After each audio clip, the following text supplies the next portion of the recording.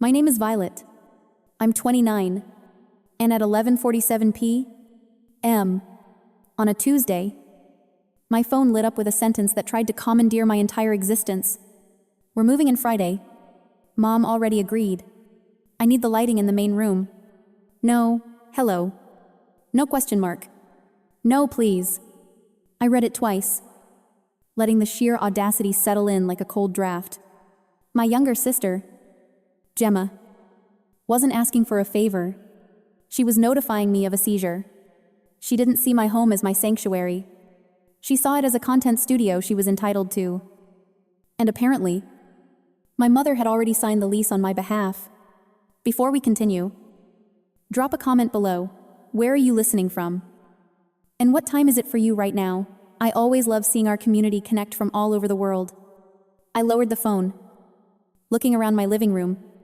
To anyone else, this was just a renovated carriage house with exposed beams and restored floors. But to me, it wasn't just real estate. It was a reconstruction of my own worth. 3 years ago, when I bought this property, it was a rot-infested shell. My father, Ronald, had laughed, calling it a money pit for a single woman. My mother, Cynthia, had wrinkled her nose at the damp wood. They saw rubble. I saw a fortress.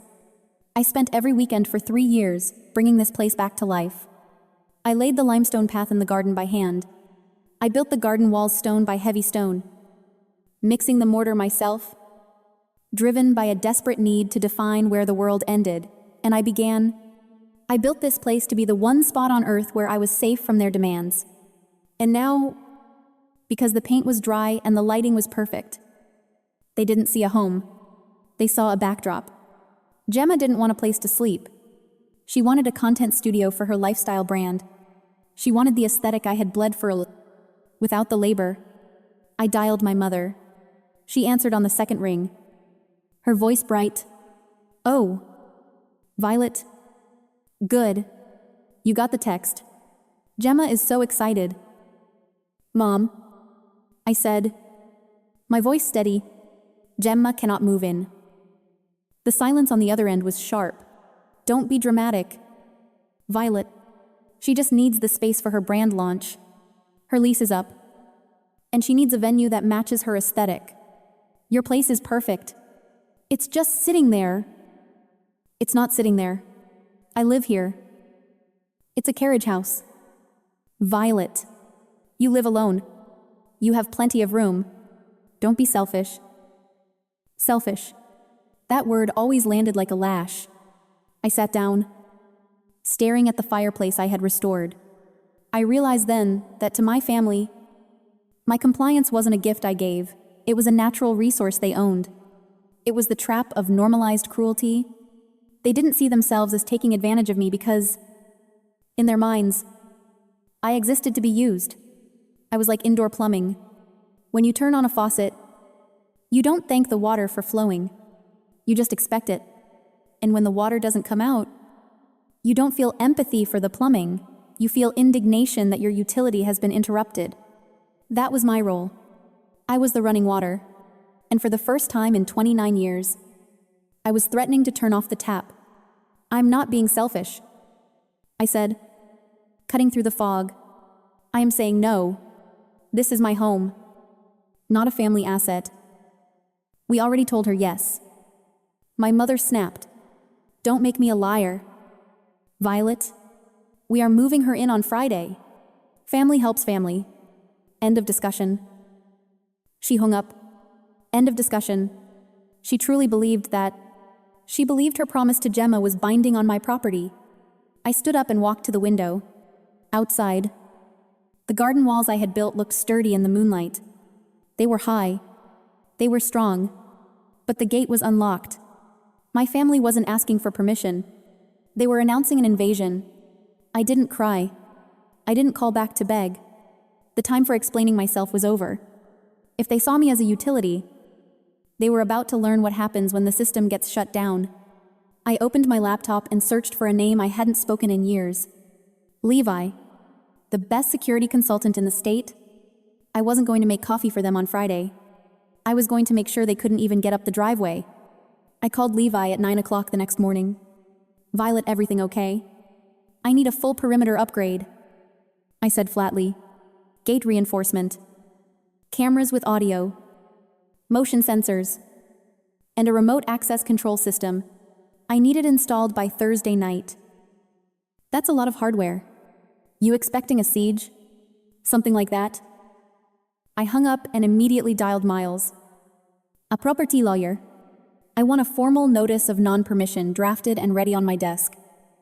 I told him, if they show up on Friday, I want zero ambiguity about who has the right to be on this land. By noon, Levi's team was at work. It wasn't a renovation, it was a fortification. Cameras went up in the eaves. A new keypad lock was installed on the heavy iron gate. Sensors were buried along the perimeter. As I watched the physical barriers go up, I felt a strange sensation. It was the feeling of the invisible chains of the survivor finally snapping. For 29 years, I had been trained like a service dog to respond to my family's needs. Be the good one. Be the easy one. Those chains were forged every time my mother sighed and asked me to handle Gemma. They were tightened every time my father ignored my achievements but demanded my labor. I realized that installing these locks wasn't just about keeping Gemma out. It was about keeping myself in. It was about creating a physical barrier to prevent me from sliding back into the role of the martyr. I had spent my life believing my value lay in how much I could endure. If I didn't open the door, who was I? I looked at the new heavy bolt on the gate. I was Violet. I was the woman who built this place. For the first time, I was prioritizing my own safety over their comfort. The guilt tried to rise up, telling me I was being cruel. But I looked at the crisp camera feed on my phone. This wasn't cruelty. It was structural integrity. You can't build a house on a foundation that crumbles every time someone stomps their foot. By Thursday evening, the work was done. My phone buzzed. System armed. I stood in my living room. The notice of non-permission sat on the table. My phone was muted. Ignoring the flurry of texts from my mother about the movers, I didn't answer a single one. I just watched the green light on the security panel pulse in the dark. Let them come. The drawbridge was officially up. Friday morning broke clear and cold. I woke up at 6 and took my station at the small cafe down the street. I had the security app open on my laptop. A grid of live feeds showing every angle of my property. At 10:15, my phone buzzed. Motion detected main gate. A large white moving van pulled up to the curb, followed by Gemma's convertible. She hopped out. Looking every inch, the influencer on launch day, oversized sunglasses, coffee cup in hand. Her boyfriend, Josiah, unfolded himself from the driver's seat. They walked up to the gate. Gemma reached for the latch. It didn't budge. She frowned, jiggled it, then pushed harder. Nothing. She pulled out her phone. My phone buzzed. Gemma calling. I let it ring. On the screen, she started pounding on the gate. Violet, open up. We're here. I tapped the microphone icon. My voice projected from the speaker. Metallic and cold. This is private property. You do not have permission to enter. Gemma jumped, looking around wildly. She spotted the camera and pulled down her sunglasses. Violet, stop playing games. Open the gate. The movers are waiting. There is no game. Gemma, I said from the cafe. I told you no. You ignored me. Now you are trespassing. Leave. Are you serious? Her voice rose to a shriek. This is my launch day. You are ruining everything. Mom said we could use the space. Mom doesn't own this house. I do. You have 5 minutes to turn that truck around before I call the police. Josiah stepped forward. Look, Violet, we drove 2 hours. Just let us in. Or we're going to have a problem. We already have a problem. Josiah, it's called criminal trespass. Gemma was frantic, gesturing at the house. She was used to tantrums working. She was used to people smoothing the path. But I wasn't there to smooth anything. I was a mile away, watching the consequences of her entitlement play out. My phone lit up with texts from my parents demanding I open the gate. I didn't reply. I watched the timer. At 4 minutes and 30 seconds, Josiah grabbed a crowbar from the van. "I'm not dealing with this," he muttered, marching toward the gate. That was it. The line crossed. I tapped the silent panic button. 3 minutes later, a patrol car rolled up. The officers stepped out, assessing the scene, the van blocking the road. The man with the crowbar. I watched as the officers approached. Josiah dropped the crowbar. Gemma cried, pointing at the house. "Playing the victim." The officer shook his head, pointing to the no trespassing sign. Finally, the officer handed Gemma the slip of paper, my formal notice of non-permission. She stared at it, crumpled it, and got back in the car. The van reversed awkwardly out of the lane. As they drove away, I felt a strange sensation. My hands weren't shaking. It was the clean feeling of a fever breaking. The siege had begun, but the fortress had held. The silence that followed wasn't peace. It was the static air before a storm. For 2 days, my phone didn't ring. Instead, the siege moved to the internet. By Saturday afternoon, Gemma had posted a video series titled, "My Sister Made Me Homeless." She cried perfect tears, claiming I had promised her a home and pulled the rug out because I was jealous of her success. She didn't mention the unauthorized move-in or the crowbar. I watched the view count climb. Comments rolled in calling me a monster. I didn't reply. I simply took screenshots and added them to a digital folder labeled evidence. Then, the physical sabotage began. On Sunday night, the power to the carriage house cut out. I went out to the utility box. The padlock was broken. The main breaker flipped to off.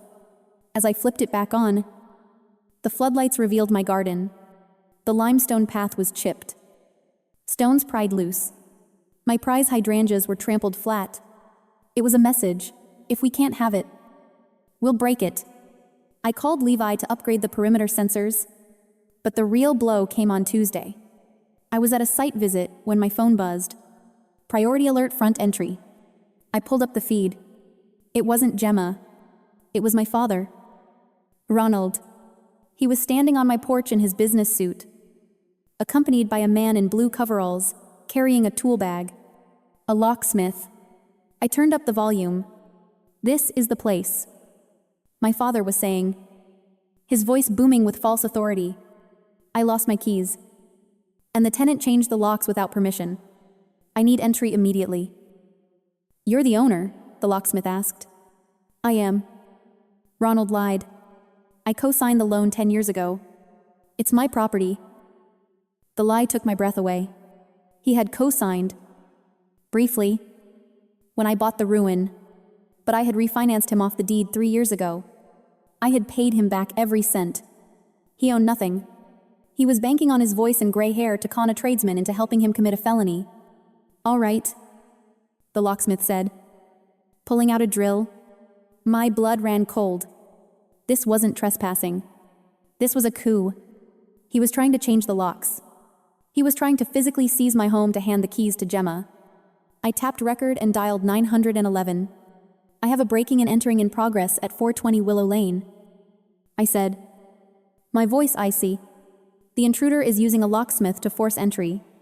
I am the sole owner. I am en route." I hung up and sprinted to my truck.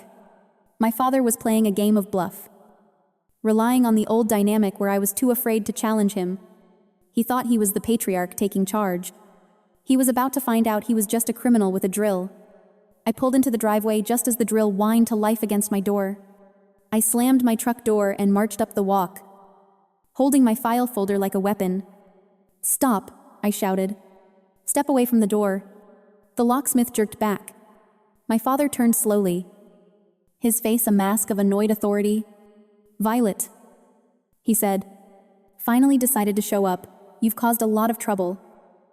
"I caused trouble," I laughed sharply. "You are breaking into my house."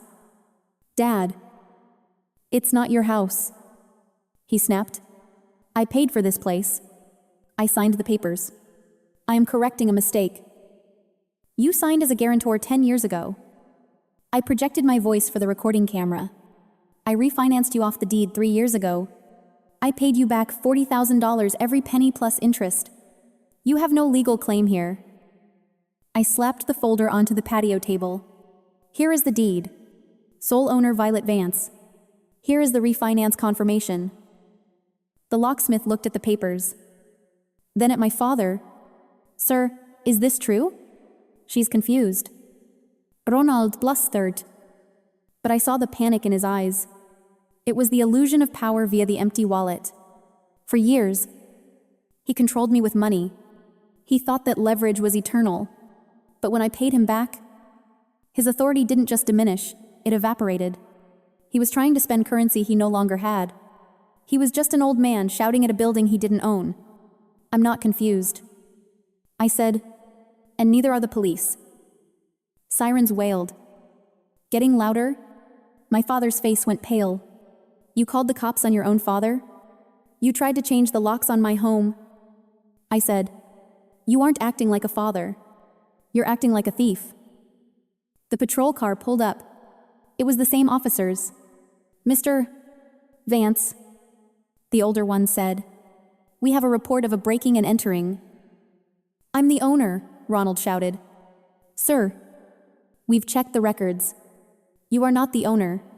Attempting to bypass a lock on a property you don't own is a felony. Step away from the door.